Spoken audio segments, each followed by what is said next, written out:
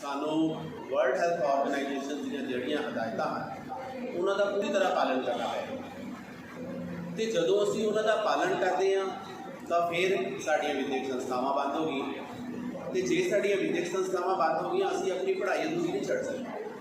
ਅਸੀਂ ਕਿਸੇ ਨਾ ਕਿਸੇ ਤਰੀਕੇ ਦੇ ਨਾਲ ਅਸੀਂ ਤੁਹਾਡੇ ਰੂਬਰੂ ਹੋਣਾ ਹੈ ਕਿਉਂਕਿ ਤੁਹਾਡੀ ਹਰ ਇੱਕ ਜ਼ਿੰਮੇਵਾਰੀ ਸਾਡੇ ਤੇ। ਅਸੀਂ ਜੋ ਹਾਂ ਉਹ ਤਾਂ ਹਾਂ पर कल जो होएगा वो तुसीं हो ते जे असीं कल नूं सवारना है तो सानू अपना साडे कोल जिन्ना ज्ञान है वो तुहाडे तक सानू ट्रांसफर करना पवेगा। असीं वो सारा ज्ञान तुहाडे तक ट्रांसफर करते हुए अपने भविख नूं सवारांगे, अपने आप नूं सवारांगे। तां मेरे वल्लों सब तो पहला अपने टॉपिक ते जाण तो पहला इस संस्था के प्रिंसीपल मैडम डॉक्टर साहब का बहुत बहुत धन्यवाद। उस तो इलावा इस संस्था के सारे स्टाफ मैंबर्स का थैंक्स, मैनेजमेंट कमेटी का थैंक्स ते तुहाडा भी धन्यवाद जिहड़ा तुसीं अज मैनूं सुणोगे। बच्चिओ अज इहो जिहा एक युग आंदा आ रहा है जिस युग दे विच असीं अपनी पढ़ाई नूं अधूरी नहीं छड्डना। असीं हर हालत दे विच अपनी पढ़ाई पूरी करनी है ते टैक्नोलॉजी का भी सही उपयोग करना है। पहला जदों साडे कोल स्मार्टफोन आउंदे सी ਅਸੀਂ सोचते सी कि शायद स्मार्टफोन के नाल कोई विघन पवेगा, स्मार्टफोन का मिसयूज होएगा, पर करोना काल ने ये प्रूव कर दिता है कि टैक्नोलॉजी तो बिना, डिजिटल टैक्नोलॉजी तो बिना असीं अधूरे हाँ। जे असीं अपने आप को पूरा करना है, जे असीं वो चीज़ तुहाडे तक जो असीं देना चाहते हैं देनी है तो इस दे लई सानूं टैक्नोलॉजी का सदुपयोग करते हुए सानूं अगे वधना पएगा। असी टैक्नोलॉजी का सही प्रयोग करके अपने आप नूं ते तुहानूं एक सही दिशा वाले पासे लैके जा सकते हैं। इस महामारी के दौरान अज मैं तुहाडे विच जिहड़ा टॉपिक लैके आया हाँ वो टॉपिक का विषय है टीचर रिसोर्सफुलनैस एंड की टू इफैक्टिव टीचिंग। हुण इन्हां इस विषय नूं जदों असीं एनालिसिस करिए वेखण नूं भावें साडे कोल इत्थे मीनिंगफुल दो तीन आ रहे हैं। असी उन्होंने टीचर वाले पासे भी देख सकते हैं, असी उन्होंने रिसोर्स वाले पासे भी देख सकते हैं, इफैक्टिव टीचिंग भी देख सकते हैं। पर जो असी देखिए दिस इज अ बायलिंगुअल या बायपोलर साडे कोल सिस्टम है या बायपोलर ये मेरा विषय है। बायपोलर विषय किवें है? एक रिसोर्सफुलनैस जिहड़ी अपने आप में एक विशेषता है। दूसरे पासे साडे कोल आउंदी है इफैक्टिवनैस।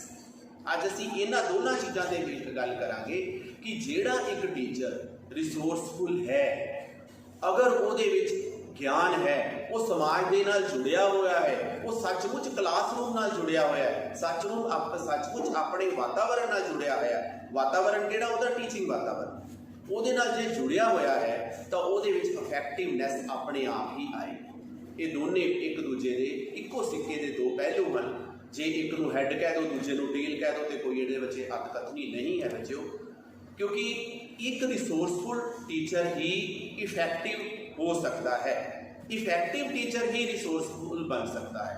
अध्यापक बहुत तुसीं विचरे हो, बड़े ज़्यादा अध्यापक तुसीं अपने स्कूल लाइफ भी वेखे हैं, कॉलेज लाइफ भी वेखे हैं, पर कुछ इहो जिहे हैं जिहड़े तुहाडे ते छाप छड़ जाते हैं। मेरा मालवा खालसा नाल बहुत पुराना वाह है। इत्थों का एक एक हीरा इहो जिहा हीरा है जिन्हां कोलों मैं भी बड़ा कुछ सीखिया है। मैं उन्हां कोलों कई चीज़ां नवीआं सीखियां हैं। वो नवीआं चीज़ां सीखण दे नाल शायद मैं इफैक्टिविटी वल वधिया हाँ कि नहीं, ये मैं अपने आप को नहीं कहांगा। मैं रिसोर्सफुल बढ़िया हाँ कि नहीं, ये भी मैं नहीं कहांगा। ये तुसीं ही सिद्ध करना है कि वाकई जो मैं अज तुहानूं ज्ञान दिता अगर उस ज्ञान को तुसीं अपनी जिंदगी में धार लिया तो साडे विच दोनों पहलू अपने आप आ जाए। बच्चों हुण सब तो पहला मैं तुहानूं इन्हां दे विच असीं दसना चाहांगा कि एक अध्यापक दा जिम्मेवारी की है। असीं आम तौर पर असीं अध्यापक बन जाते हाँ, असीं ETT कर ली, B.Ed कर ली, M.Ed कर ली, PhD करके रिसर्च वाले पासों इधर आ गए तो कि असीं अध्यापक बन गए? तो बच्चे नहीं, ये सिर्फ साडी एक प्रोफैशनल योग्यता है। जे असीं इस तो पहला चले जाइए, इस तो पहले वाले युग को देखिए तो साढ़े कोल किन्ने इहो जिहे अथॉरिटी सन, किन्नियां साढ़े कोल इहो जिहे स्कॉलर सन जिन्हां दे कोल शायद ये प्रोफैशनल योग्यता नहीं सी, पर अज उन्हां दा जिहड़ा टीचिंग फलसफा सी वो साढ़े वास्ते बार बार असी भी पढ़ते हाँ ਤੁਹਾਨੂੰ ਵੀ ਪੜ੍ਹਾਉਂਦੇ ਹਾਂ ਤੇ ਆਉਣ ਵਾਲੇ ਸਮੇਂ ਵਿੱਚ ਇੱਕ ਉਹ ਰਿਸਰਚ ਦਾ ਵਿਸ਼ਾ ਵੀ ਬਣਿਆ। ਕਦੀ ਵੀ ਇਸ ਸਮਾਜ ਵਿੱਚ ਅਧਿਆਪਕ ਪੈਦਾ ਨਹੀਂ ਹੁੰਦੇ। ਅਸੀਂ ਜਿਹੜੀਆਂ ਸਾਡੇ ਅੰਦਰ ਇਨਨੇਟ ਕੁਆਲਿਟੀਜ਼ ਕੁਦਰਤ ਨੇ ਦਿੱਤੀਆਂ ਹਨ ਉਹਨਾਂ ਨੂੰ ਪੋਲਿਸ਼ ਕਰਕੇ ਇੱਕ ਅੱਛੇ ਆਦਰਸ਼ ਅਧਿਆਪਕ ਬਣ ਕੇ ਅਸੀਂ ਸਮਾਜ ਵਿੱਚ ਆਪਣੀ ਸਾਰਥਕਤਾ ਸਿੱਧ ਕਰਦੇ ਹਾਂ ਤੇ ਅਸੀਂ ਦੱਸਦੇ ਹਾਂ ਕਿ ਵਾਕਈ ਹੀ ਅਸੀਂ ਚੇਂਜ ਮੇਕਰ, ਵਾਕਈ ਹੀ ਅਸੀਂ ਬੈਕਬੋਨ ਆਫ ਸੋਸਾਇਟੀ ਹਾਂ, ਵਾਕਈ ਹੀ ਅਸੀਂ ਇੱਕ ਸੋਸ਼ਲ ਇੰਜੀਨੀਅਰ ਹਾਂ। ਤੇ ਇਹ ਜਿੰਨੀਆਂ ਵੀ ਅਧਿਆਪਕ ਦੀਆਂ ਐਗਜ਼ੈਕਟਿਵਿਟੀ ਹਨ ਤੁਹਾਨੂੰ ਆਪਣੇ ਆਪ ਹੀ ਮਿਲਣ ਲੱਗ ਜਾਂਦੀਆਂ ਹਨ ਜਦੋਂ ਤੁਸੀਂ ਸਮਾਜ ਦੇ ਲਈ ਚੰਗਾ ਕੰਮ ਕਰਦੇ ਹੋ। ਤਾਂ ਹੁਣ ਇਹਨਾਂ ਸਾਰਿਆਂ ਦੇ ਨਾਲ ਅਸੀਂ ਸਭ ਤੋਂ ਪਹਿਲਾਂ ਗੱਲ ਕਰਾਂਗੇ ਵੀ ਹੁਣ ਅਸੀਂ ਇੱਕ ਰਿਸੋਰਸਫੁਲ ਟੀਚਰ ਬਣੀਏ ਕਿ ਉਹ ਰਿਸੋਰਸਫੁਲ ਟੀਚਰ ਬਣੀਏ ਜਿਸ ਦੀ ਟੀਚਿੰਗ ਇੰਨੀ ਇਫੈਕਟਿਵ ਹੋਵੇ ਕਿ ਸਮਾਜ ਸਾਡੀ ਮੰਗ ਕਰੇ।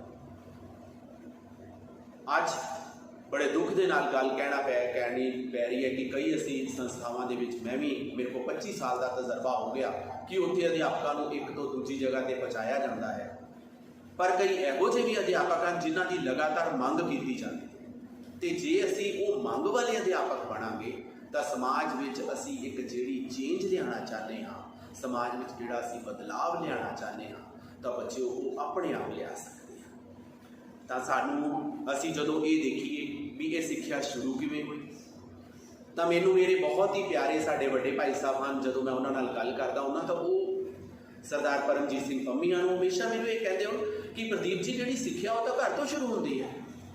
ਇੱਕ ਮਾਂ ਬੱਚੇ ਦੀ ਸਭ ਤੋਂ ਵੱਡੀ ਅਧਿਆਪਕ ਹੈ, ਸਭ ਤੋਂ ਪਹਿਲੀ ਅਧਿਆਪਕ ਹੈ ਤੇ ਉਹਦੇ ਘਰ ਦਾ ਵਾਤਾਵਰਣ ਜਿਹੜਾ ਹੈ ਉਹਦਾ ਪਾਠਕ੍ਰਮ ਹੈ।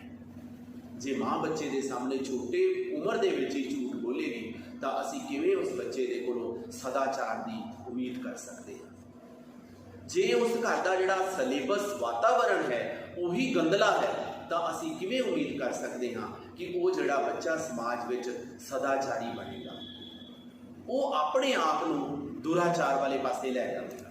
ਤੇ ਜੇ ਅਸੀਂ ਵਾਕਈ ਬੱਚੇ ਨੂੰ ਸਦਾਚਾਰੀ ਬਣਾਉਣਾ ਹੈ, ਅਸੀਂ ਰਿਸੋਰਸਫੁਲ ਸ਼ੁਰੂ ਤੋਂ ਹੀ ਉਸ ਬੱਚੇ ਨੂੰ ਤਿਆਰ ਕਰਨਾ ਹੈ ਰਿਸੋਰਸਫੁਲਨੈਸ ਵਾਸਤੇ, ਤਾਂ ਫਿਰ ਬੱਚਿਓ ਇੱਕ ਮਾਂ ਨੂੰ ਆਪਣਾ ਘਰ ਵਿੱਚੋਂ ਪਹਿਲੇ ਦਿਨ ਤੋਂ ਹੀ ਆਪਣਾ ਦਾਇਤਵ ਨਿਭਾਉਣਾ ਪਵੇਗਾ, ਆਪਣੀ ਜ਼ਿੰਮੇਵਾਰੀ ਨਿਭਾਉਣੀ ਪਏਗੀ ਅਤੇ ਉਸ ਘਰ ਦਾ ਜਿਹੜਾ ਵਾਤਾਵਰਣ ਹੈ ਇੰਨਾ ਸੁਖਾਵਾਂ, ਇੰਨਾ ਫਰੈਂਡਲੀ ਹੋਣਾ ਚਾਹੀਦਾ ਹੈ ਕਿ ਉਹ ਬੱਚਾ ਪਹਿਲੇ ਕਦਮ ਤੋਂ ਹੀ ਇੱਕ ਚੰਗੇ ਚਰਿੱਤਰ ਦਾ ਮਾਲਕ ਬਣ ਸਕੇ।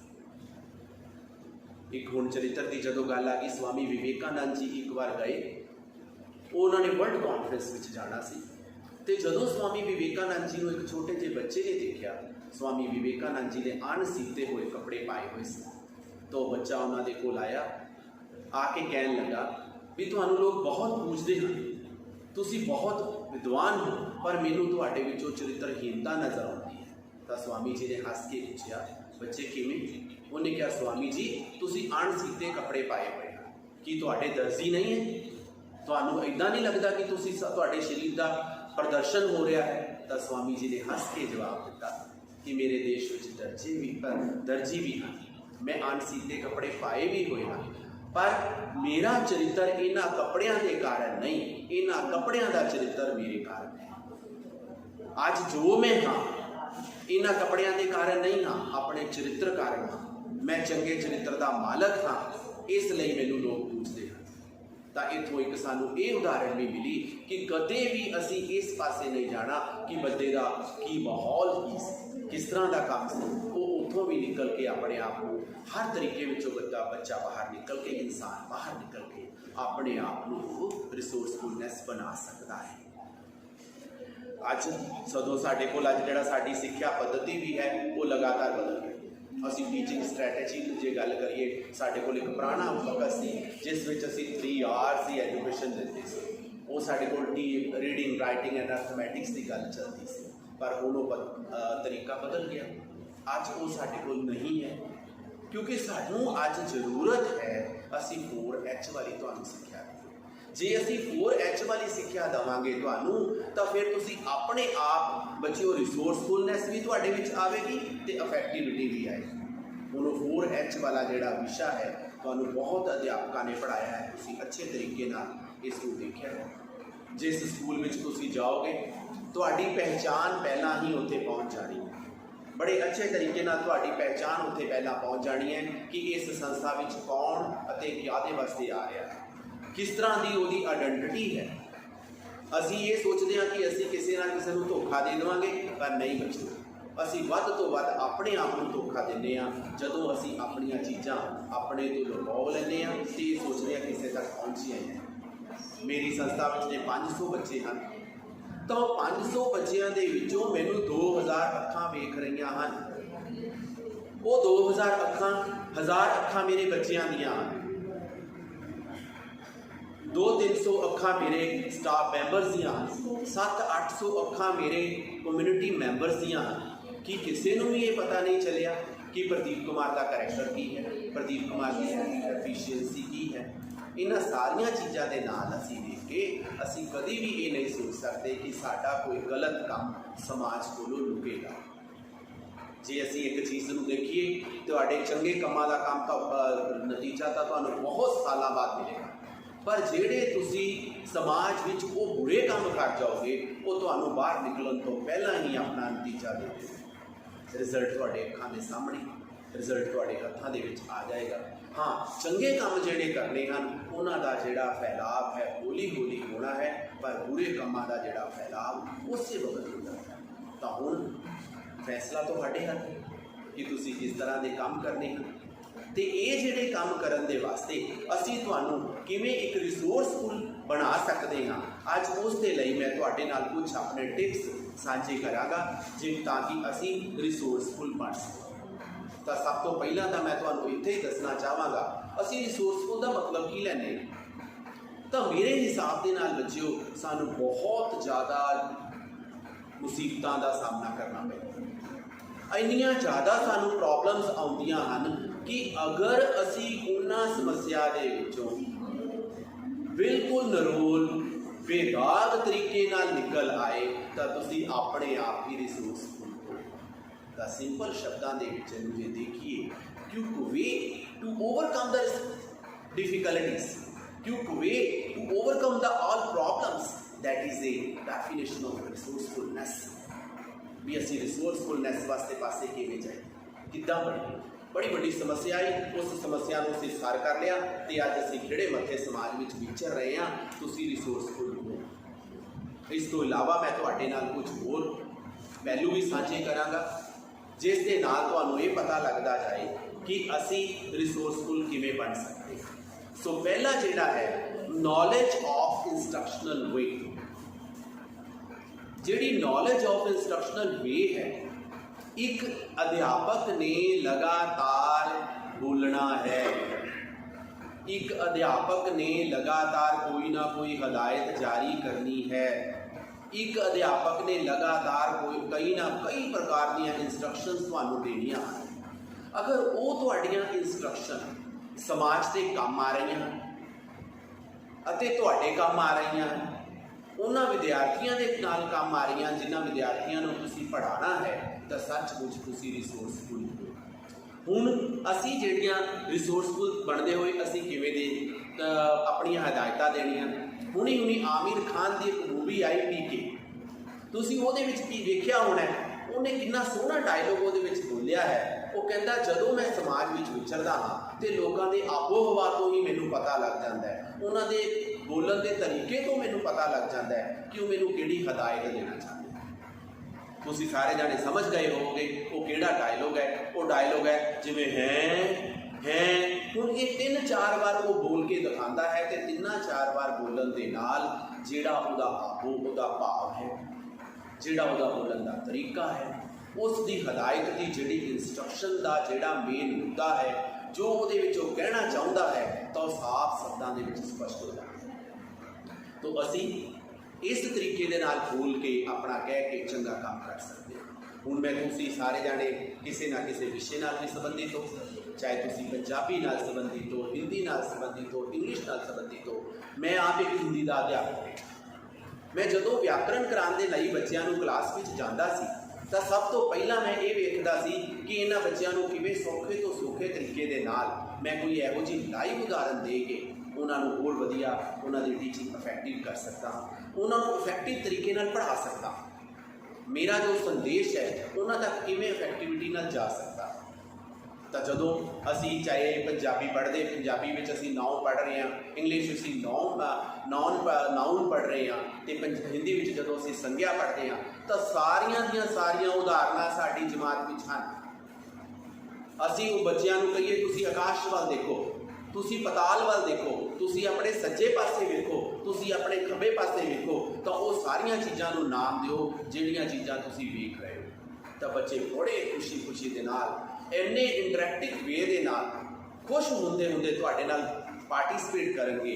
ਕੋਈ ਬੋਲੇਗਾ ਪੱਖਾ ਮੈਡਮ, ਕੋਈ ਬੋਲੇਗਾ ਛੱਤ ਸਰ, ਕੋਈ ਬੋਲੇਗਾ ਮੇਰੇ ਪੈਰਾਂ ਦੀ ਜੁੱਤੀ ਸਰ ਮੇਰੇ ਪੈਰਾਂ ਹੇਠ ਟਾਇਲ ਸਰ ਬੈਂਚ ਚੇਅਰ ਘੜੀ, ਜੋ ਕਲਾਸ ਵਿੱਚ ਰੂਮ ਵਿੱਚ ਹੈ ਉਹਨਾਂ ਨੇ ਢੇਰ ਸਾਰੀਆਂ ਤੁਹਾਨੂੰ ਉਦਾਹਰਨਾਂ ਦਿੱਤੀਆਂ। ਤਾਂ ਹੁਣ ਕਿੰਨੇ ਅੱਛੇ ਤਰੀਕੇ ਨਾਲ ਤੁਸੀਂ ਉਹਨਾਂ ਨੂੰ ਕਹਿ ਸਕਦੇ ਹੋ ਬੱਚਿਓ ਜਿਹੜੇ ਇਹ ਸ਼ਬਦ ਤੁਸੀਂ ਸਾਰੇ ਢੇਰ ਸਾਰੇ ਚੁਣ ਕੇ ਲਿਆਏ ਹੋ ਅਤੇ ਮੈਂ ਬਲੈਕ ਬੋਰਡ ਉੱਤੇ ਲਿਖੇ ਹਨ, ਉਹ ਸਾਰੇ ਦੇ ਸਾਰੇ ਸੰਗਿਆ ਹਨ। ਪੰਜਾਬੀ ਵਿੱਚ ਨਾਉਨ ਹਨ, ਇੰਗਲਿਸ਼ ਵਿੱਚ ਨਾਉਨ ਹਨ। ਤਾਂ ਉਹਨਾਂ ਨੂੰ ਬੜੇ ਸੋਹਣੇ ਤਰੀਕੇ ਦੇ ਨਾਲ ਆਪਣੇ ਆਪ ਹੀ ਪਰਿਭਾਸ਼ਾ ਬਣਾਉਣੀ ਵੀ ਆਸਾਨ ਹੋ ਜਾਏ। ਅਸੀਂ ਰੱਟਾ ਤੋਂ ਬਾਹਰ ਕੱਢ ਲਿਆ ਉਹਨਾਂ, ਫਿਰ ਅਸੀਂ ਅਗਲੇ ਪਾਸੇ ਜਾਂਦੇ ਹਾਂ, ਤਾਂ ਅਗਲੇ ਪਾਸੇ ਜਾਂਦੇ ਉਹਨਾਂ ਦਾ ਹੋਰਲੇ ਪਾਸੇ ਵੱਧਦੇ ਹਾਂ। ਚਲੋ ਹੁਣ ਇੰਨੀਆਂ ਸਾਰੀਆਂ ਜਿਹੜੀਆਂ ਆਪਾਂ ਚੀਜ਼ਾਂ ਚੁਣੀਆਂ, ਇਹਨਾਂ ਚੀਜ਼ਾਂ ਨੂੰ ਆਪਾਂ ਕਲਾਸੀਫਿਕੇਸ਼ਨ ਕਰਦੇ ਹਾਂ। ਇਹਨਾਂ ਵਿੱਚੋਂ ਜਾਤੀਵਾਚਕ ਕਿਹੜਾ ਹੈ, ਇਹਨਾਂ ਵਿੱਚੋਂ ਵਿਅਕਤੀਵਾਚਕ ਕਿਹੜਾ ਹੈ, ਤਾਂ ਤੁਸੀਂ ਦੇਖਦੇ ਜਾਣਾ। ਇੱਕ ਹੀ ਗੱਲ ਕਰਕੇ ਜਦੋਂ ਤੁਸੀਂ ਕਲਾਸ ਦੀ ਗੱਲ ਕਰੋਗੇ ਤਾਂ ਉਸ ਕਲਾਸ ਦਾ ਇੱਕ ਬੱਚੇ ਦੀ ਗੱਲ ਕਰੋਗੇ ਤਾਂ ਉਹਨਾਂ ਨੂੰ ਆਪਣੇ ਆਪ ਹੀ ਕਿੰਨਾ ਵਧੀਆ ਤਰੀਕੇ ਦੇ ਨਾਲ ਸਪਸ਼ਟਤਾ ਉਹਨਾਂ ਤੱਕ ਪਹੁੰਚ ਜਾਏਗੀ ਕਿ ਬੱਚਾ ਵਿਅਕਤੀਵਾਚਕ ਅਤੇ ਜਿਹੜਾ ਇੱਕ ਕਲਾਸ ਹੈ ਉਹ ਸਾਡੇ ਕੋਲ ਜਾਤੀਵਾਚਕ ਦੇ ਵਾਲੇ ਪਾਸੇ ਜਾ ਰਿਹਾ। ਅਸੀਂ ਉਹਨੂੰ ਕਿੰਨੇ ਅੱਛੇ ਤਰੀਕੇ ਦੇ ਨਾਲ ਆਪਣੇ ਹੀ ਕਲਾਸ ਦੇ ਵਿੱਚੋਂ ਉਹਨਾਂ ਬੱਚਿਆਂ ਦੀ ਉਦਾਹਰਨਾਂ ਦੇ ਨਾਲ ਹੀ ਅਸੀਂ ਆਪਣਾ ਕਨਸੈਪਟ ਕਲੀਅਰ ਕਰ ਰਹੇ ਹਾਂ। ਤਾਂ ਇਹ ਸਾਰਾ ਕੁਝ ਅਸੀਂ ਕਰਦੇ ਅਸੀਂ ਬਹੁਤ ਅੱਛੇ ਤਰੀਕੇ ਦੇ ਨਾਲ ਆਪਣੇ ਇੰਸਟਰਕਸ਼ਨਲ ਵੇ ਨੂੰ ਇੰਪਰੂਵ ਕਰਕੇ ਰਿਸੋਰਸਫੁਲ ਵੀ ਅਸੀਂ ਬਣਦੇ ਜਾ ਰਹੇ ਹਾਂ ਅਤੇ ਸਾਡੀ ਜਿਹੜੀ ਟੀਚਿੰਗ ਹੈ ਉਹ ਵੀ ਆਪਣੇ ਆਪ 'ਚ ਇਫੈਕਟਿਵ ਹੁੰਦੀ ਜਾ ਰਹੀ ਹੈ। ਉਸ ਤੋਂ ਬਾਅਦ ਜਦੋਂ ਅਸੀਂ ਦੇਖੀਏ ਤਾਂ ਸਾਨੂੰ ਸਾਡੀ ਮਾਸਟਰੀ ਓਵਰ ਫਾਰਮਲ ਪ੍ਰੋਪੋਜੀਸ਼ਨਸ, ਅਸੀਂ ਇਸ ਵਿੱਚ ਦੇਖਿਆ ਕਿ ਸਾਡੇ ਕੋਲ ਦੋ ਚੀਜ਼ਾਂ ਸਾਡੇ ਸਾਹਮਣੇ ਆਈਆਂ ਕਿ ਅਸੀਂ ਫਾਰਮਲ ਚੀਜ਼ ਦੀ ਜਦੋਂ ਗੱਲ ਕੀਤੀ, ਫਾਰਮਲ ਪ੍ਰੋਪੋਜੀਸ਼ਨਸ ਦੀ ਅਸੀਂ ਗੱਲ ਕਰਦੇ ਹਾਂ ਤਾਂ ਉਹਦੇ 'ਚ ਸਾਡੇ ਕੋਲ ਦੋ ਚੀਜ਼ਾਂ ਸਾਡੇ ਮੁੱਦੇ ਦੇ ਸਾਹਮਣੇ ਆ। ਇੱਕ ਸਾਡੇ ਕੋਲ ਹੈ ਮੈਟਾਫਿਜ਼ਿਕਸ ਅਤੇ ਦੂਜੀ ਸਾਡੇ ਕੋਲ ਹੈ ਐਪਿਸਟੀਮੋਲੋਜੀ। ਜਦੋਂ ਅਸੀਂ ਮੈਟਾਫਿਜ਼ਿਕਸ ਦੀ ਗੱਲ ਕਰਾਂਗੇ ਤਾਂ ਉੱਥੇ ਮਿਥਿਆ ਚੀਜ਼ਾਂ ਦੀ ਗੱਲ ਆਵੇ, ਉਹ ਚੀਜ਼ਾਂ ਦੀ ਗੱਲ ਆਵੇਗੀ ਜਿਹੜੀਆਂ ਚੀਜ਼ਾਂ ਹਾਲੇ ਬਹੁਤ ਗੂੜਾ ਭੇਦ ਰੱਖ ਕੇ ਸਾਡੇ ਸਾਹਮਣੇ ਬੈਠੀਆਂ, ਜਿਨ੍ਹਾਂ ਨੂੰ ਸਮਝਣਾ ਅਤੇ ਸਮਝਾਉਣਾ ਇੱਕ ਗੁੰਝਲਦਾਰ ਸਮੱਸਿਆ ਹੈ।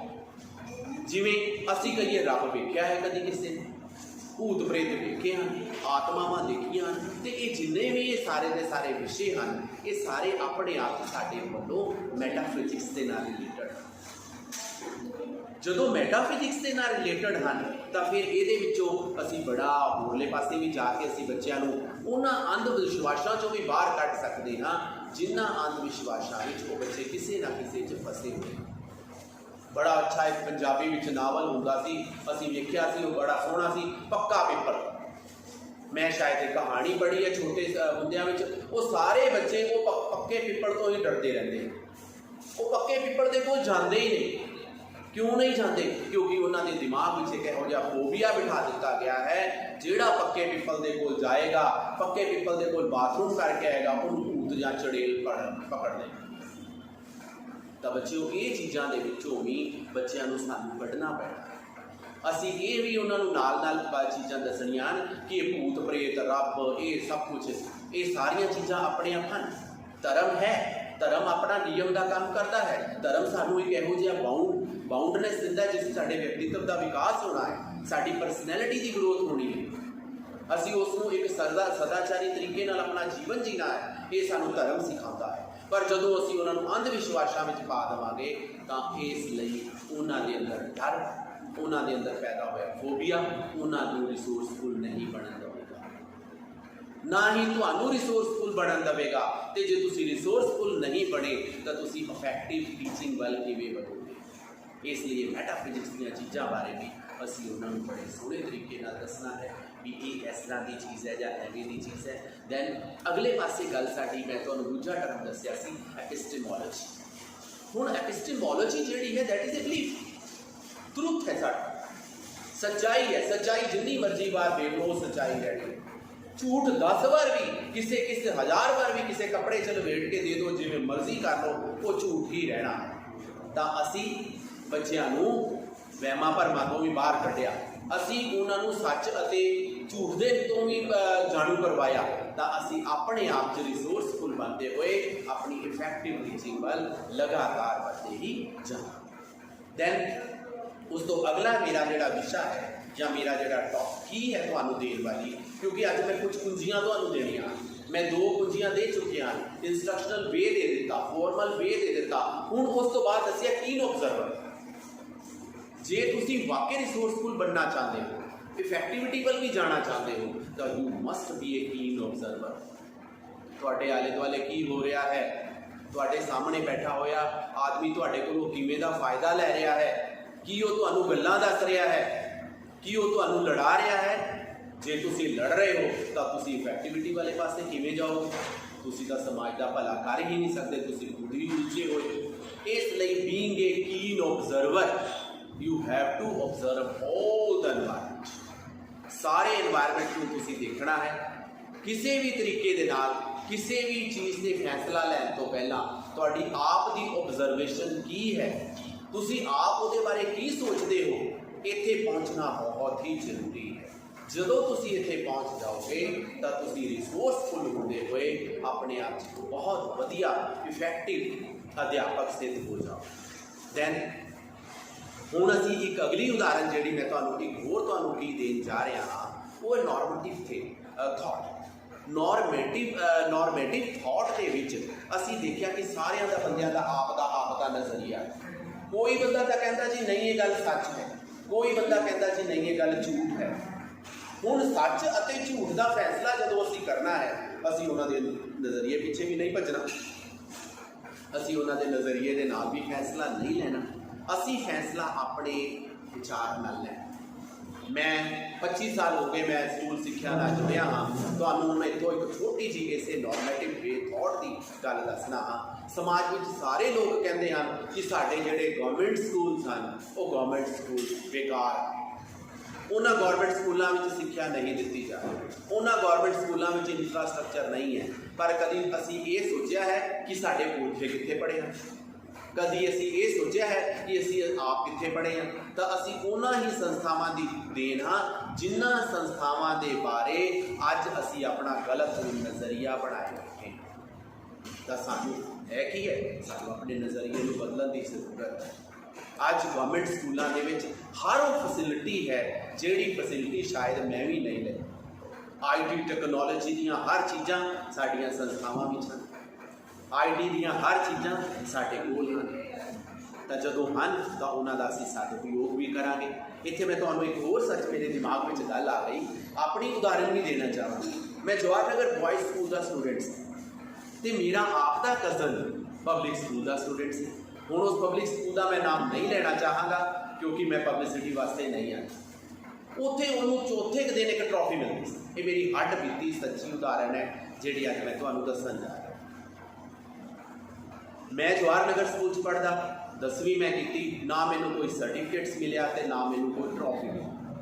मेरा खुद का सका कज़न मेरी मासी जी का हर रोज़ एक ट्रॉफी लैके आंदा है, एक सर्टिफिकेट लैके आंदा है।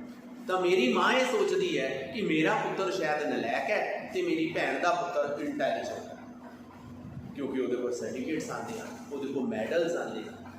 तो बच्चे नहीं, इत्थे भी नज़रिया गलत सी। उस बच्चे नूं उस संस्था दे विच माहौल मिलिया होया सी इस तरीके दे नाल कि वो बच्चे नूं किसी एक्टिविटी च पाया जाता सी। उस एक्टिविटी चों पा के वो बच्चा नवीं काम करके आंदा सी ते उहनूं कोई सर्टिफिकेट सा मैडल मिलता सी। हुण अगली अचंभे की गल की हुई, असी दोनों कज़न गवर्नमेंट कॉलेज लुधियाने बॉयज़ गवर्नमेंट कॉलेज आए। जदों असी आए उसने उत्थे +2 कॉमर्स शुरू कर ली, मैं +1 कॉमर्स में चला गया तो मैं +1 आर्ट्स में आ गया। ਤਾਂ ਮੈਨੂੰ ਪਹਿਲੇ ਦਾ ਪਹਿਲਾ ਡੈਕਲਾਮੇਸ਼ਨ ਦੇ ਵਿੱਚ ਜਿਹੜਾ ਸਰਟੀਫਿਕੇਟਸ ਡਾਕਟਰ HS ਦਿਓਲ ਜੀ ਦੇ ਹੱਥੋਂ ਮਿਲਿਆ। ਤੇ ਜਦੋਂ ਮੈਂ ਆਪਣੀ ਮਾਂ ਨੂੰ ਜਾ ਕੇ ਦਿਖਾਇਆ ਤਾਂ ਉਹਨੇ ਸੋਚਿਆ ਨਹੀਂ, ਮੇਰਾ ਮੁੰਡਾ ਵੀ ਨਲਾਇਕ ਨਹੀਂ। ਫਰਕ ਵੇ ਉਸ ਨਜ਼ਰੀਏ ਦੀ ਆ ਗਈ, ਉਸ ਨੋਰਮੇਟਿਵ ਥਾਟ ਦੀ ਆ ਗਈ। ਤਾਂ ਅਸੀਂ ਆਪਣਾ ਥਾਟ ਬਦਲਣਾ ਹੈ। ਜੇ ਸਾਡਾ ਥਾਟ ਬਦਲੇਗਾ ਤੇ ਅਸੀਂ ਸਮਾਜ ਦਾ ਥਾਟ ਬਦਲਾਂਗੇ। ਜਦੋਂ ਅਸੀਂ ਸਮਾਜ ਦਾ ਥਾਟ ਬਦਲਣ ਦੇ ਵਿੱਚ ਅਸੀਂ ਕਾਮਯਾਬ ਹੋ ਗਏ ਤਾਂ ਅਸੀਂ ਰਿਸੋਰਸਫੁਲ ਬਣ ਗਏ। ਤੇ ਜੇ ਤੁਸੀਂ ਰਿਸੋਰਸਫੁਲ ਬਣ ਗਏ, ਇੱਕ ਕਦਮ, ਇੱਕ ਜਿਹੜੀ ਪੌੜੀ ਹੈ, ਤੁਸੀਂ ਇਫੈਕਟਿਵਨੈਸ ਦੀ ਹੋਰ ਚੜ੍ਹੇ। ਤਾਂ ਹੁਣ ਇਹ ਗਿਣਦੇ ਜਾਣਾ। ਮੈਂ ਤੁਹਾਨੂੰ 3 ਕੀਜ਼ ਦਿੱਤੀਆਂ। ਅਗਲੀ ਜਿਹੜੀ ਮੇਰੀ ਕੀ ਹੈ, ਉਸ ਵਿੱਚ ਜਦੋਂ ਅਸੀਂ ਦੇਖਦੇ ਹਾਂ ਕਿ ਸਾਡਾ ਆਪ ਦਾ ਕੀ, ਅਸੀਂ ਕਿਸ ਤਰੀਕੇ ਨਾਲ ਆਪਣੇ ਆਪ ਨੂੰ ਕਰ ਰਹੇ ਹਾਂ, ਦੈਨ ਸਾਨੂੰ ਹਮੇਸ਼ਾ ਵਿਦਿਆਰਥੀਆਂ ਦੀਆਂ ਜਿਹੜੀਆਂ ਸਾਈਕੋਲੋਜੀਕਲ ਜ਼ਰੂਰਤਾਂ ਹਨ ਉਹਨਾਂ ਦਾ ਧਿਆਨ ਰੱਖਣਾ ਚਾਹੀਦਾ ਹੈ। ਵਿਦਿਆਰਥੀ ਦੀ ਸਾਈਕੋਲੋਜੀਕਲ ਨੀਡ ਕੀ ਹੈ, ਵਿਦਿਆਰਥੀ ਸਾਡੇ ਕੋਲੋਂ ਚਾਹੁੰਦਾ ਕੀ ਹੈ, ਅਸੀਂ ਵਿਦਿਆਰਥੀ ਦੇ ਲਈ ਕੀ ਕਰ ਸਕਦੇ ਹਾਂ। ਜੇ ਅਸੀਂ ਇਹਨਾਂ ਸਾਰੀਆਂ ਚੀਜ਼ਾਂ ਨੂੰ ਆਪਣੇ ਦਿਲੋਂ ਦਿਮਾਗ ਵਿੱਚ ਲੈ ਕੇ ਜਾਵਾਂਗੇ ਤਾਂ ਸੱਚਮੁੱਚ ਮੰਨਿਓ ਬੱਚਿਓ, ਤੁਹਾਡੀ ਵੈਲਿਊ ਸਮਾਜ ਦੇ ਵਿੱਚ ਇੰਨੀ ਜ਼ਿਆਦਾ ਵੱਧ ਜਾਣੀ ਹੈ ਕਿ ਜਿੱਥੇ ਤੁਸੀਂ ਜਾਓਗੇ ਲੋਕ ਬੁੱਕੇ ਲੈ ਕੇ ਤੁਹਾਡਾ ਸਵਾਗਤ ਕਰਨ ਨੂੰ ਖੜੇ ਹੋਣਗੇ ਕਿ ਅੱਜ ਉਹ ਫਲਾਣਾ ਅਧਿਆਪਕ ਸਾਡੇ ਸਕੂਲ ਦੇ ਵਿੱਚ ਆ ਰਿਹਾ ਹੈ। ਇੱਦਾਂ ਹੀ ਸਾਡੇ ਛੋਟੀ ਜਮਾਤ ਦਾ ਸ਼ਾਇਦ ਇੱਕ ਲੈਸਨ ਹੈ, ਮਾਸਟਰ ਨਰਾਤਾ ਰਾਮ ਜੀ, ਮੈਂ ਪੜ੍ਹੇ ਹਨ ਕਿ ਉਹ ਜਿੱਥੇ ਵੀ ਜਾਂਦੇ ਹਨ ਨਵਾਰ ਬਦਲ ਦਿੰਦੇ ਹਨ। ਮਾਸਟਰ ਨਰਾਤਾ ਰਾਮ ਜੀ ਵਿੱਚ ਕੀ ਚੀਜ਼ ਸੀ? ਮਾਸਟਰ ਨਰਾਤਾ ਰਾਮ ਜੀ ਇਹਨਾਂ ਸਾਰੀਆਂ ਚੀਜ਼ਾਂ ਨੂੰ ਜਾਣਦੇ ਸਨ, ਉਹਨਾਂ ਨੂੰ ਇਹ ਸਾਰਾ ਕੁਝ ਪਤਾ ਸੀ। ਤੇ ਤਾਂ ਹੀ ਅੱਜ ਮੈਂ ਤੁਹਾਨੂੰ ਦੱਸਦਾ ਪਿਆ, ਕਿਉਂਕਿ ਤੁਸੀਂ ਸਾਡੇ ਬਣਨ ਵਾਲੇ ਕੱਲ੍ਹ ਦੇ ਭਾਵੀ ਅਧਿਆਪਕ ਹੋ, ਤੁਸੀਂ ਸਾਡਾ ਫਿਊਚਰ ਹੋ। ਇਹ ਸਾਰੀਆਂ ਮੇਰੀਆਂ ਕੀਜ਼ ਨੋਟ ਕਰਦੇ ਜਾਣਾ ਕਿ ਜਦੋਂ ਕਿਸੇ ਵੀ ਸੰਸਥਾ ਵਿੱਚ ਜਾਣਾ ਹੈ ਤਾਂ ਰੋਜ਼ ਇਹਨੂੰ ਮੂਲ ਮੰਤਰ ਵਾਂਗ ਜਪਣਾ। ਤੇ ਸੱਚਮੁੱਚ ਬੱਚਿਓ, ਤੁਸੀਂ ਰਿਸੋਰਸਫੁਲਨੈਸ ਇੰਨੇ ਬਣ ਜਾਓਗੇ, ਤੁਹਾਡੀ ਟੀਚਿੰਗ ਇੰਨੀ ਇਫੈਕਟਿਵ ਹੋ ਜਾਏਗੀ ਕਿ ਤੁਹਾਡੇ ਵਾਸਤੇ ਹਮੇਸ਼ਾ ਸੰਸਥਾਵਾਂ ਦੇ ਦਰਵਾਜ਼ੇ ਖੁੱਲ੍ਹੇ। ਹੁਣ ਅਸੀਂ ਜਦੋਂ ਸਾਈਕੋਲੋਜੀਕਲ ਨੀਡ ਦੀ ਜ਼ਰੂਰਤ, ਸਾਈਕੋਲੋਜੀਕਲ ਗੱਲਾਂ ਦੀ ਨੀਡ ਦੀ ਜ਼ਰੂਰਤ ਕਰਦੇ ਹਾਂ ਤਾਂ ਬੱਚਾ ਸਾਡੇ ਕੋਲ ਆਇਆ ਕਿਉਂ ਹੈ? ਬੱਚਾ ਸਾਡੇ ਕੋਲ ਆਇਆ ਲਰਨਿੰਗ ਦੇ। ਬੱਚਾ ਸਾਡੇ ਕੋਲ ਕਿਉਂ ਆਇਆ? ਬੱਚਾ ਆਪਣੀ ਇੰਟੈਲੀਜੈਂਸੀ ਪ੍ਰੂਵ ਕਰਨ ਵਾਸਤੇ ਆਇਆ। ਅਗਰ ਉਹਦੇ ਕੋਲ ਲਰਨਿੰਗ ਹੈ, ਇੰਟੈਲੀਜੈਂਸੀ ਹੈ ਤਾਂ ਉਹਦੀ ਅਚੀਵਮੈਂਟ ਵੀ ਅੱਛੀ ਹੋਏਗੀ। ਜੇ ਉਹਦੀ ਅਚੀਵਮੈਂਟ ਵੀ ਅੱਛੀ ਹੈ, ਸਮਾਜ ਵਿੱਚ ਉਹਦਾ ਸਾਰਾ ਦਾ ਸਾਰਾ ਸਥਾਨ ਵੀ ਅੱਛਾ ਹੋਏਗਾ। ਤਾਂ ਇਹਨਾਂ ਸਾਰੀਆਂ ਚੀਜ਼ਾਂ ਨੂੰ ਅਸੀਂ ਰੱਖਣਾ ਹੈ, ਕਿਉਂਕਿ ਅਸੀਂ ਸੰਸਥਾ ਦੇ ਵਿੱਚ ਇਸ ਕਾਰਨ ਨਹੀਂ ਜਾਂਦੇ ਕਿ ਸਾਡੀਆਂ ਜੇਬਾਂ ਵਿੱਚ ਤਨਖਾਹ ਪੈ ਜਾਵੇ। ਅਸੀਂ ਤਾਂ ਜਾਂਦੇ ਹਾਂ ਕਿ ਬੱਚੇ ਉੱਥੇ ਹਨ। ਅਸੀਂ ਬੱਚਿਆਂ ਲਈ ਜਾਂਦੇ ਹਾਂ, ਬੱਚੇ ਸਾਡੇ ਲਈ ਕਦੀ ਵੀ ਸੰਸਥਾ ਵਿੱਚ ਨਹੀਂ ਹੋਣਗੇ। ਜਦੋਂ ਅਸੀਂ ਬੱਚਿਆਂ ਲਈ ਸੰਸਥਾ ਵਿੱਚ ਜਾਵਾਂਗੇ ਤਾਂ ਤੁਸੀਂ ਬਹੁਤ ਕੰਮ ਕਰੋਗੇ। ਤੁਹਾਨੂੰ ਕਦੀ ਡਿਪਰੈਸ਼ਨ ਨਹੀਂ ਹੋਣਾ, ਕਦੀ ਕਿਸੇ ਤੁਸੀਂ ਬਿਮਾਰੀ ਦਾ ਸ਼ਿਕਾਰ ਨਹੀਂ ਹੋਣਾ। ਇਹ ਤੋਂ ਸ਼ੁਰੂ ਤੋਂ ਪਹਿਲਾਂ ਮੇਰੇ ਬਹੁਤ ਪਿਆਰੇ ਸਾਡੇ ਭੈਣ ਜੀ ਨਰੋਤਮਾ ਜੀ ਨੇ ਦੱਸਿਆ ਕਿ ਹਰ ਜਗ੍ਹਾ ਤੇ ਮੇਰੀ ਡਿਊਟੀ ਲੱਗ ਜਾਂਦੀ ਹੈ। ਇਸ ਵਾਰ ਵੀ 26 ਤਰੀਕ ਮੀਟਿੰਗ ਹੋਈ ਸਾਡੇ ਪ੍ਰਦੀਪ ਅਗਰਵਾਲ ਜੀ ਦੇ ਨਾਲ ਜਦੋਂ ਹੋਈ, ਤੇ ਮੈਂ ਕਿਹਾ ਸਰ ਹਰ ਵਾਰ ਸਾਨੂੰ ਹੀ ਕਿਉਂ ਲਗਾਇਆ ਜਾਂਦਾ? ਤਾਂ ਉਹਨਾਂ ਨੇ ਬੜੇ ਅੱਛੇ ਹੱਸ ਕੇ ਜਵਾਬ ਦਿੱਤਾ। ਉਹ ਕਹਿੰਦੇ ਹੋਰ ਕਿਹਨਾਂ ਨੂੰ ਬੁਲਾਇਆ ਜਾਵੇ, ਅਸੀਂ ਉਹਨਾਂ ਨੂੰ ਹੀ ਬੁਲਾਵਾਂਗੇ ਜਿਨ੍ਹਾਂ ਤੋਂ ਸਾਨੂੰ ਉਮੀਦ ਹੈ। ਤਾਂ ਬੱਚੋ, ਮੇਰੇ ਮੂੰਹ ਤੇ ਤਾਲਾ ਲੱਗ ਗਿਆ। ਉਸ ਦਿਨ ਤੋਂ ਮੈਂ ਆਪਣੀ ਡਿਊਟੀ ਚੱਕ ਕੇ ਕਰੋਨਾ ਦੀ ਡਿਊਟੀ ਵੀ ਕੀਤੀ। ਜੇ ਮੈਂ ਇਹ ਸੋਚਦਾ ਨਹੀਂ ਮੈਂ ਨਹੀਂ ਕਰਨੀ ਤਾਂ ਗਲਤ ਸੀ ਨਾ। ਮੇਰਾ ਤਾਂ ਆਪ ਦਾ ਹੀ ਕਰਨੀ ਤੇ ਕਤਨੀ ਦੇ ਵਿੱਚ ਕੀ ਫਰਕ ਪੈਂਦਾ ਜਾ ਰਿਹਾ ਹੈ। ਜੋ ਮੇਰਾ ਕੰਮ ਹੈ ਮੈਂ ਹੱਸ ਕੇ ਕਰਨਾ ਹੈ। ਇਸੇ ਤਰੀਕੇ ਦੇ ਨਾਲ ਬੱਚਿਆਂ ਦੀਆਂ ਜਿਹੜੀਆਂ ਸਾਈਕੋਲੋਜੀਕਲ ਨੀਡਸ ਹਨ ਉਹ ਤੁਸੀਂ ਪੂਰੀਆਂ ਕਰਨੀਆਂ। ਤੁਸੀਂ ਬੱਚਿਆਂ ਦੇ ਮਾਤਾ ਪਿਤਾ ਹੋ ਥੋੜ੍ਹੇ ਸਮੇਂ ਵਾਸਤੇ ਨਹੀਂ, ਜਦੋਂ ਬੱਚਾ ਲੰਬੇ ਸਮੇਂ ਵਾਸਤੇ। ਜਦੋਂ ਬੱਚਾ ਘਰ ਵੀ ਚਲਾ ਜਾਂਦਾ ਹੈ, ਤੁਹਾਨੂੰ ਬੱਚਾ ਫੋਨ ਕਰਦਾ, ਤੁਸੀਂ ਉਦੋਂ ਵੀ ਜਵਾਬ ਦਿੰਦੇ ਹੋ। ਜਦੋਂ ਉਦੋਂ ਜਵਾਬ ਦਿੰਦੇ ਹੋ ਤਾਂ ਇਟ ਮੀਨ ਅਸੀਂ ਮਾਤਾ ਪਿਤਾ ਦਾ ਰੋਲ ਪਲੇ ਕਰ ਰਹੇ ਹਾਂ। ਤਾਂ ਇਸ ਲਈ ਜਿਹੜਾ ਅਗਲਾ ਮੈਂ ਤੁਹਾਨੂੰ ਇੱਕ ਕੁੰਜੀ ਦਿੱਤੀ ਹੈ, ਜਿਹੜੀ ਕੀ ਦਿੱਤੀ ਹੈ, ਉਹ ਹੈ ਅਸੀਂ ਬੱਚਿਆਂ ਦੀਆਂ ਜਿਹੜੀਆਂ ਮਨੋਵਿਗਿਆਨਿਕ ਜ਼ਰੂਰਤਾਂ ਹਨ, ਸਾਈਕੋਲੋਜੀਕਲ ਨੀਡਸ ਹਨ, ਉਹ ਅਸੀਂ ਸਾਰੀਆਂ ਦੀਆਂ ਸਾਰੀਆਂ ਪੂਰੀਆਂ ਕਰਨੀਆਂ, ਤਾਂ ਕਿ ਅਸੀਂ ਸਾਰਿਆਂ ਦੀਆਂ ਸਾਰੀਆਂ ਬੱਚਿਆਂ ਦੀਆਂ ਸਾਈਕੋਲੋਜੀਕਲ ਨੀਡਸ ਪੂਰੀਆਂ ਕਰਕੇ ਇੱਕ ਬਹੁਤ ਰਿਸੋਰਸਫੁਲ ਬਣੀਏ ਤਾਂ ਸਾਡੀ ਜਿਹੜੀ ਟੀਚਿੰਗ ਹੈ ਉਹ ਵੀ ਇਫੈਕਟਿਵ ਹੋ। ਹੁਣ ਅਸੀਂ ਇਹ ਵੀ ਕਰ ਲਿਆ ਸਾਨੂੰ। ਦੈਨ ਅਗਲੀ ਜਿਹੜੀ ਮੇਰੀ ਕੀ ਹੈ, ਸਾਡੀਆਂ ਕੁਝ ਸਟ੍ਰੈਟਜੀਜ਼ ਹਨ। ਤੁਸੀਂ ਆਪਣੇ ਆਪ 'ਚ ਸਟ੍ਰੈਟਜੀਜ਼ ਬਣਾਉਣੀਆਂ। ਹਰ ਅਧਿਆਪਕ ਦੀਆਂ ਆਪਣੀਆਂ ਸਟ੍ਰੈਟਜੀ ਹੁੰਦੀਆਂ। ਮੇਰੀਆਂ ਸਟ੍ਰੈਟਜੀਜ਼ ਹਨ। ਮੈਂ ਆਪਣੀਆਂ 3 ਸਟ੍ਰੈਟਜੀਜ਼ ਬਣਾਈਆਂ ਹੋਈਆਂ ਹਨ, ਜਿਹੜੀਆਂ ਮੈਂ ਅੱਜ ਤੁਹਾਡੇ ਨਾਲ ਸਾਂਝੀਆਂ ਕਰਨੀਆਂ ਨੇ। ਉਹਨਾਂ 'ਚ ਪਹਿਲੀ ਸਟ੍ਰੈਟਜੀ ਹੈ ਮੇਰੀ ਟੈਲਿੰਗ। ਮੈਂ ਦੱਸਣਾ, ਚਾਹੇ ਉਹ ਮੈਂ ਤੁਹਾਨੂੰ ਲੈਕਚਰ ਦੇ ਨਾਲ ਦੱਸਾਂ, ਚਾਹੇ मैं ਤੁਹਾਡੇ ਕੋਲੋਂ क्वेश्चन आंसर पूछा, तो चाहे मैं किसी मुद्दे के उत्ते कोई नवा इशू खड़ा करके मैं ਤੁਹਾਡੇ ਵਿੱਚ डिस्कशन करा, वो मेरी स्ट्रैटजी है।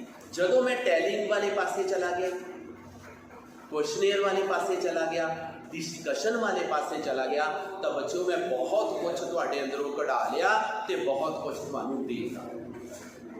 एवें तो मैं तुहाडे नाल खेडदा पिया सी, उस खेड दे विच ही मैं तुहानूं अपनी तुहाडी गल सुन भी गया तो तुहानूं अपनी गल सुना भी गया। तो इस वक्त जिहड़ी मेरी स्ट्रैटजी बनाई, वो स्ट्रैटजी मैं किहड़ी बनाई है? टैलिंग, भी तुहानूं कुछ कहना है।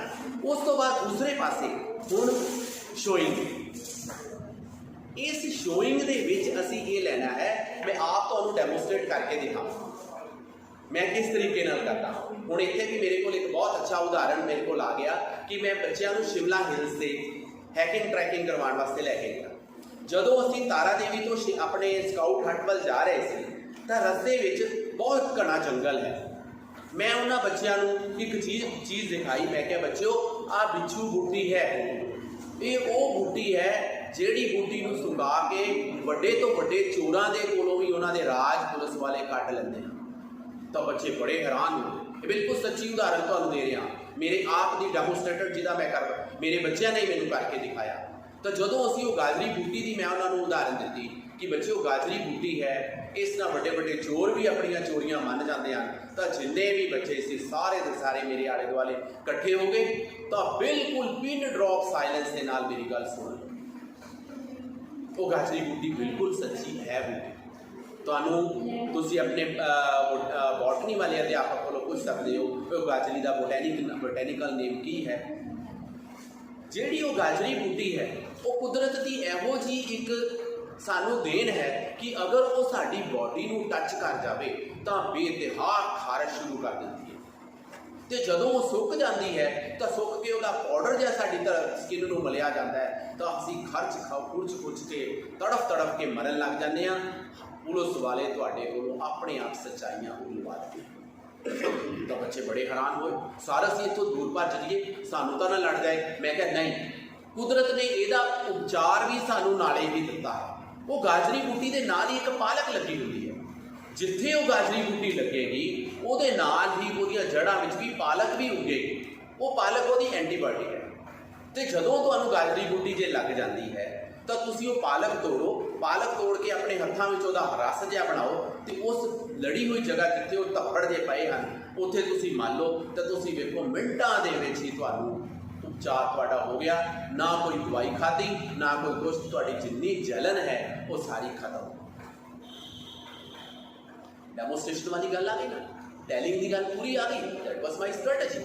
वो मेरी स्ट्रैटेजी सी कि मैं अपनी स्ट्रैटेजी के थ्रू ही उन्होंने टैलिंग भी की, मैं उन्होंने डेमोस्ट्रेट भी किया, तो मैं उन्होंने कोलों डूइंग करवा के भी दिखाता। एक बच्चे को लग गई किते, जदों बच्चे को लड़न तो बाद वो दूजे बच्चों ने वो पालक तोड़ी, पालक तोड़न तो बाद उन्होंने स्किन से लड़ी, मली मलन तो बाद बिल्कुल बच्चा ठीक हो गया।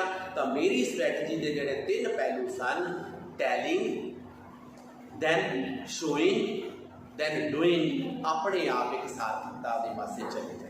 वो बच्चे कभी मेरा यह लैसन भुलणगे नहीं, क्योंकि उन्होंने मेरी गल सुनी भी है, तो मैं उन्होंने दिखाई भी है, तो उन्होंने करी भी है। तो जदों ये तिन्ने चीज़ां मिल गई तो पक्की टीचिंग अपने आप बन गई, अपने आप उसी रिसोर्सफुल बन गए। क्योंकि असी तो बाहरों कोई चीज़ ली सी, सावें असी किसी हस्पताल जाते, उत्थे जाके एडमिट करवाते, उहदे इंजैक्शन लेंदे नहीं, असी कुदरत की नियामत का ही फायदा लैके असी अपनी जी स्ट्रैटेजी की अडॉप्ट करते हुए असी ये पूरे का पूरा काम करते। तो हुण उस तो अगला है असी सैल्फ एनालिसिस भी करना है। असी अपने आप को बड़े पाले खां समझते हैं कि साढ़े वर्गा तो दुनिया 'च बंदा ही कोई नहीं, असी गलत हाँ। जदों असी अपना सैल्फ एनालिसिस करांगे तो असी वध रिसोर्सफुल बनांगे, क्योंकि असी रब तो है नहीं। जे असी अपनी माइथोलॉजी की गल करके देखिए, रब कोलों भी कई गलतियां हुई हैं। श्री रामचंद्र जी को पता सी कि वो हिरन सोने का नहीं है, फिर भी वो किसी ना किसी मर्यादा के कारण हिरन के पीछे भजे। तो जदों असी इहो जी साडे उदाहरण सैट कर सकते हैं, तो फिर असी तो ह्यूमन बीइंग हाँ। ਹਿਊਮਨ ਬੀਇੰਗ ਤਾਂ ਗਲਤੀਆਂ ਦਾ ਪੁਤਲਾ ਹੈ। ਜੇ ਅਸੀਂ ਗਲਤੀਆਂ ਦੇ ਪੁਤਲੇ ਹਾਂ ਤਾਂ ਸਾਨੂੰ ਆਪਣਾ ਹਰ ਰੋਜ਼ ਸਾਨੂੰ ਆਪਣਾ ਸੈਲਫ ਐਨਾਲਿਸਿਸ ਕਰਨਾ ਚਾਹੀਦਾ ਹੈ। ਜਿੱਥੇ ਸਾਨੂੰ ਜ਼ਰੂਰਤ ਹੈ ਆਪਣੇ ਬਿਹੇਵੀਅਰ 'ਚ ਮੋਡੀਫਿਕੇਸ਼ਨ ਦੀ, ਜਿੱਥੇ ਸਾਨੂੰ ਜ਼ਰੂਰਤ ਹੈ ਲਰਨਿੰਗ ਦੀ, ਅਸੀਂ ਉਹ ਸਾਰੇ ਦਾ ਸਾਰਾ ਕਰੀਏ। ਇੱਥੇ ਫਿਰ ਮੈਨੂੰ ਇੱਕ ਸਵਾਮੀ ਵਿਵੇਕਾਨੰਦ ਜੀ ਦੀ ਗੱਲ ਯਾਦ ਆ ਗਈ। ਸਵਾਮੀ ਵਿਵੇਕਾਨੰਦ ਜੀ ਇੱਕ ਰਿਲੀਜੀਅਸ ਕਾਨਫਰੰਸ ਵੱਲ ਗਏ। ਜਦੋਂ ਰਿਲੀਜੀਅਸ ਕਾਨਫਰੰਸ ਵਾਲੇ ਪਾਸੇ ਗਏ ਤਾਂ ਉਹਨਾਂ ਨੂੰ ਇੱਕ ਕਮਰਾ ਮਿਲਿਆ। ਉਹ ਇੱਕ ਕਮਰਾ ਮਿਲਿਆ, ਬਹੁਤ ਛੋਟਾ ਸੀ। तो स्वामी जी का जोड़ा चेला सी कहता, स्वामी जी कमरा बहुत छोटा है। स्वामी जी हंस के बोले, तो क्या हुआ, बहुत बढ़िया है, कम लोग रहेंगे। अगली बार जो उन्होंने देखा कि स्वामी विवेकानंद जी एडे बड़े विद्वान हैं, असी इन्होंने छोटा जहा कमरा दे दिता है, उन्होंने बड़े अच्छे होटल च रखाया। तो वही चेला कहने लगा, स्वामी जी कमरा बहुत बड़ा है। तो स्वामी जी कहते, बहुत बढ़िया चीज़, हमें ज़्यादा बंदों को भी यहाँ रख सकते, ज़्यादा व्यक्ति भी यहाँ रह सकते। तो ये नज़रिया था, ये सेल्फ एनालिसिस था। उन्होंने अपने आप करके असी लगे कितने रहने, असी दोषारोपण नहीं, ये मैं थोड़ा किया, ये उन्हें किया, ये उहदे कारण होया। जदों असी इहो जिहियां सारियां चीज़ां करते हैं, असी वाद विवाद विच फस जाते हैं। वाद विवाद विच फस के कभी भी अपना सेल्फ एनालिसिस नहीं कर सकते। सानू समय समय अपना सेल्फ एनालिसिस भी करते रहना चाहिए। दैन उस तो अगली जिहड़ी मेरी की है, ऑपरचुनिस्ट। बच्चों पक्के ऑपरचुनिस्ट बनो। ਜਦੋਂ मौका मिले तो भज के अपने मौके का अवेल करके आओ। अज मैनू मालवा खालसा ने तुहाडे नाल रूबरू होने का मौका दिता है। मैं अपन सारिया गल्लां तुहानूं दस देणीआं। I am ऑपरचुनिस्ट, I am 100% ऑपरचुनिस्ट। चाहे मैनू उन्होंने समाज में विचरते हुए मैनू ऑपरचुनिटी का फायदा लेना पवे, चाहे मैनू किसी को ऑपरचुनिटी का फायदा लेना होवे, मैं बहुत है। इत्थे हुण तुहानूं एक होर अपनी ऑपरचुनिटी की उदाहरण देना। बाबा कुलवंत भल्ला जी बालाजी आश्रम चलाते, मेरा जवद्दी मेरी पोस्टिंग हुई, उन्होंने मैंने कहा, प्रदीप मैं तेरे स्कूल वाटर कूलर लगाना। मैं कहा जी चलो बाबा जी लगा के आओ। मैं वाटर कूलर लगवाया। उस तो बाद अगले पासे गल आई, वो कहते जी असी कोटियां वंडनियां। तो मैं कहा बाबा जी मेरे स्कूल कोटियां वंड दो। तो उन्होंने कोटियां वंडियां। तीसरी बार फिर कोई दानी सज्जन उन्होंने को शाला का बड़ा सारा छोटा जिहा टैंपू लैके आया। वो कहते जी असी शाला वंडनियां। तो मैं कोल बैठा होया सी। मैं कहा बाबा जी मेरे जवद्दी वंड दो। उन्होंने कोल एक सेवक बैठा सी कि जदों दा ये हैड बन गया, ये लालची हो गया, हर काम कहता जवद्दी कर दो। तो मैं उन्होंने कहा, मैं कहा बाबा जी मैं अपने मेरे 2 बच्चे हैं, मैं उन्होंने तुहाडा आशीर्वाद मंगदा, पर वो जिहड़े मेरे 500 बच्चे हैं ये मैं शाला तुहानूं उन्हां लई मंगदा। तो बाबा जी इन्ने खुश होए कि वो सारियां दियां सारियां शालां मेरे जवद्दी वंडियां गईयां ते फिर बच गईयां। असीं अपना प्राइमरी सैक्शन बुलाया तो उस प्राइमरी सैक्शन नूं शाला। What is this? This is my opportunities. Or this is the way of my opportunity. Now, opportunitative way. मेरा ये opportunitative way सी कि मैं अपनी वो मैनू मौका मिलिया, मैं मौके का फायदा उठा लिया। तो तुहानू भी जो मौका मिले किसी मौके तो खुजना नहीं है, क्योंकि मौके बहुत घट मिलते हैं बच्चों। इसलिए उन्होंने मौकों का पूरी तरीके दे नाल आनंद माणो ते आनंद माण के उन्होंने तो अच्छे से अच्छे पहलुओं को काम करके अपनी जिहड़ी तुहाडे अंदर टैलेंट है उस टैलेंट को प्रूव करके दिखाओ कि आई कैन डू वेल। जदों तुसीं इस तरीके नाल करोगे वेखियो तुसीं रिसोर्सफुल भी बन गए तो तुसीं इफेक्टिव टीचिंग भी करके। दैन फिर अगली जिहड़ी मेरी की है, रिफ्रैश योरसेल्फ। अपने आप को ये नहीं कहना, साढ़े को 2 टर्म हैं, एक साडा वेस्टेज का टर्म होता है, एक साडा स्टैगनेशन का टर्म होता है। जे असी स्टैगनेशन वाले पासे जाइए, वड्डे तो वड्डे छप्पड़ भी असी पानी दे भर के रख दिए तो थोड़े देर बाद उन्होंने जो स्मैल आने लग। एक वड्डी तो वड्डी नदी भी है, वो तो कभी स्मैल नहीं आती क्योंकि वह पानी बहता रहता, तो वो एक छप्पड़ का पानी खड़िया रहता। तुसीं अपने आप को हमेशा रिफ्रैश करना है। रोज़ अपना फोन का अपडेशन करते हो ना, रोज़ अपने स्मार्टफोन बदलते हो ना, क्यों बदलते हो? उन्होंने ना बदलो। क्यों छोटा जहा नोकिया का फोन आया सी, वो बटना जे वाला उन्होंने रखो, पर अज तुसीं उन्होंने बाहर आउटडेटेड करके अपने जेबां दे विच एंड्रॉयड स्मार्टफोन पा लिया। जदों तुसीं उन्होंने अपडेट कर सकते हो तो तुसीं अपने आप को क्यों नहीं अपडेट कर सकते? असीं अपने आप को भी अपडेट करना है।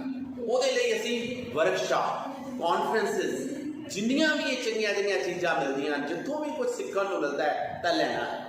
हुण फिर तुहानूं जे 3 इडियट वाली गल याद आ जाए, वो एक छोटा जिहा बच्चा जिहड़ा कि जिहड़ी मर्जी क्लास से चला जाता सी, उस क्लास को जितों मर्जी सीखता सी ते सीख के आ जाता तो कितना अच्छा साइंटिस्ट बनिया। वो रिफ्रैश करता सी अपने आप को। हर क्लास में बढ़ जाता सी, भावें वो क्लास उनके मतलब की होंगी सी नहीं, वो कहता ज्ञान मिल रहा, ज्ञान तो लो। वो सोचता कि मैं क्यों उधर घुसूं, मैंने नहीं जाना इसमें। लेकिन वो पर्सन हर कक्षा में एंटर होता है, वो हर कक्षा में जाकर कुछ ना कुछ लेकर आता है, वो अपने आप को रिफ्रेश करता है। तो ये जो मैंने आपको की दी है, इसका नाम हमने क्या रखा है? हमने रखा है रिफ्रेश योरसेल्फ।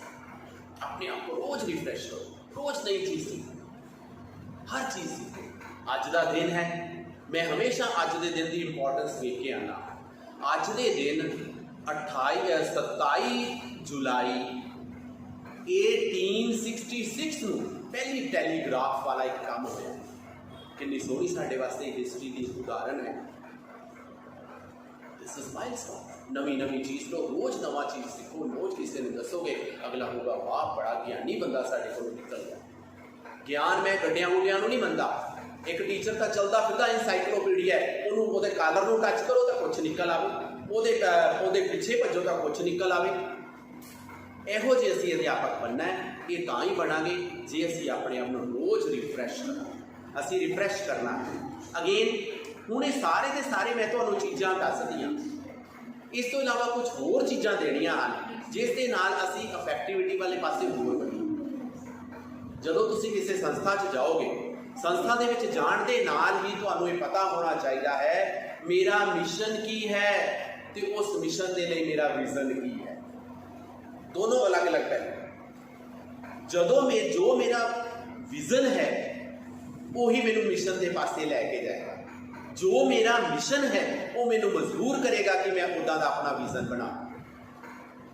असीं 10वीं पातशाही की जो उदाहरण लैके देखिए तो उन्होंने तो बचित्र नाटक भी लिखता, देखण आए जगत तमाशा। जे वो जगत तमाशा देखण आए सी तो जगत तमाशा देखते देखते उन्होंने जदों साडे समाज में ये देखा भी नहीं हुण इन्हां अत्याचारां दा मुकाबला करन दे वास्ते एक नवी टीम की, एक नवी स्पिरिट की जरूरत है, तो खालसा पंथ की सिरजना करें। जिस वक्त स्वामी विवेकानंद जी ने यह वेख्या कि अज कोई नवा काम करने की जरूरत है तो अपनी एक संस्था को फॉर्मेशन करके सानू दे गए। क्यों करके दे बच्चे? उन्हों का कारण सी विजन एंड मिशन। असी समाज विच आए हाँ, साडा आप दा कोई विजन है, असी समाज विच आए हाँ, असी अपना एक मिशन लैके आए हाँ।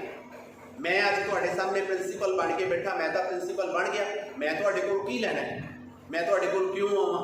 नहीं, जो मेरा ज्ञान है अगर मैं कल को मर गया तो मेरे नाल ही सड़ के सवाह हो जाना है, पर अज अगर मैं तुहानू दे गया तो मेरा समाज आने वाली कई युगों तक जिंदा रहेगा। मेरा तो मेरा मिशन, मेरा विजन मैनू कभी भी सोन नहीं देता। इसलिए तुसी अपनियां अखां दे विच खोल के सपने नहीं वेखने, तुसी अखां बंद करके भी जदों करो तो तुहाडे अगे सपने नचदे नज़र आने चाहिए कि मेरा तो आ सपना, मेरा आ सपना, मैं ये करना चाहना। ये वाकई बिल्कुल असीं करके भी दिखाया। इत्थे नाल ही तुहाडे गवर्नमेंट हाई स्कूल जवल्दी है, कभी तुसीं उत्थे जाके देख के आना जे हुण उन्होंने एज इट इज रखा होया, नहीं तो हुण मेरे को ललतों आ जिओ, तुहानूं उत्थे दिखाऊंगा। From a little bit place we got the green school award from NAAC. सानू उत्थों नैक का मिलिया जिथे हर्बल प्लांट असीं पैदा किए। असीं उत्थे इहो ਜਿਹੇ प्लांट्स उगाए जिहड़े एंटी डायबिटिक्स सन। तो साड़ी जदों टीम आके इंस्पैक्शन करके गई तो उस छोटी जी पार्क के कारण सानू ग्रीन स्कूल अवार्ड मिलिया। तो तुहाडे कोल तां बड़े बड़े खेत खलियाण हैं, तुहाडे कोल तां बहुत कुछ है, उन्हां दा